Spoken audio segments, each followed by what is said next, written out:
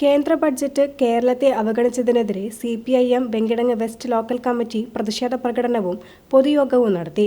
പാടൂർ കൈതമുക്കിൽ നടന്ന പരിപാടി CPIM Manalur area secretary PA Rameshan ഉദ്ഘാടനം ചെയ്തു. 35 കോടിയിലധികം വരുന്ന ജനങ്ങളും ജീവിക്കുന്നതാണ് ഇന്ത്യ രാജ്യം. അതിൽ 3.25 കോടി ജനങ്ങൾ ജീവിക്കുന്ന ഈ കേരളം, ആ കേരളം എന്ന സംസ്ഥാനത്തിനകത്ത് നിന്ന് എല്ലാ ഇനത്തിലുമുള്ള നികുതിയും സംസ്ഥാനത്തിന് അർഹതപ്പെട്ട വിഹിതവും തരാതെ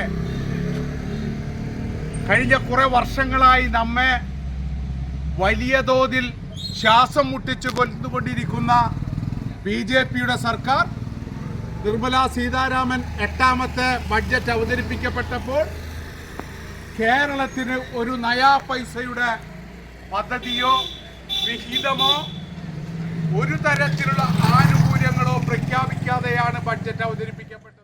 ലോക്കൽ കമ്മിറ്റി അംഗം PV അലി അധ്യക്ഷത വഹിച്ചു. Local secretary KA Balakrishnan, KV മനോഹരൻ എന്നിവർ സംസാരിച്ചു.